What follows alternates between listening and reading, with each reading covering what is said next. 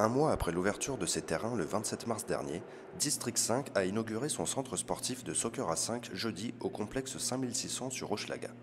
Les 4 cofondateurs ont convié la presse pour une séance découverte de ce sport déjà très populaire en Europe. Avec près de 200 000 joueurs, la Fédération de soccer du Québec est bien plus active que l'on pourrait le croire et la pratique du soccer à 5 se développe aussi de ce côté de l'Atlantique.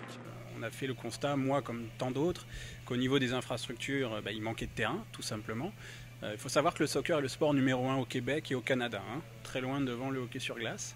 La Fédération de soccer du Québec, c'est 180 000 joueurs, la Fédération de hockey, c'est 90 000, donc on est au double. Face au succès de la pratique en France, l'équipe de District 5 a décidé de se lancer dans l'aventure. Après plusieurs tentatives individuelles, les 4 passionnés de soccer ont réuni leurs forces pour lancer ce projet commun. Il y avait de l'expérience accumulée de différentes personnes, il y avait une volonté commune, il y avait une certaine osmose entre les profils, une certaine complémentarité, et l'équipe ensuite a décidé de manière officielle de se lancer, et puis ensuite il a fallu trouver l'adresse. Situé au cœur du grand complexe sportif 5600, District 5 propose 3 terrains de soccer, un bar, un espace privatif pour différents événements et bientôt une boutique sportive. Proche du soccer ordinaire qui se pratique à 11, le soccer à 5 s'adapte parfaitement aux longs hivers du Québec puisqu'il se joue en intérieur sur des terrains de gazon synthétique de petite surface. Nicolas Aumonier, un des associés de District 5, est responsable de la recherche et du développement au sein du leader mondial des terrains synthétiques Field Turf, nous présente la particularité de ces surfaces de jeu.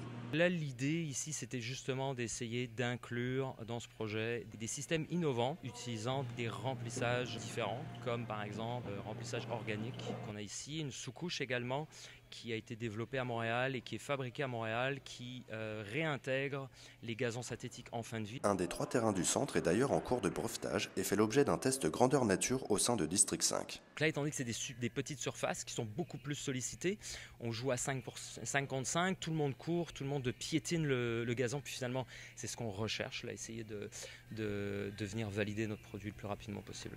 Le centre, qui a déjà accueilli les joueurs de l'Académie de l'Impact de Montréal, cherche à développer son volet événementiel à travers des anniversaires, des séances de team building pour les entreprises ou l'organisation de tournois.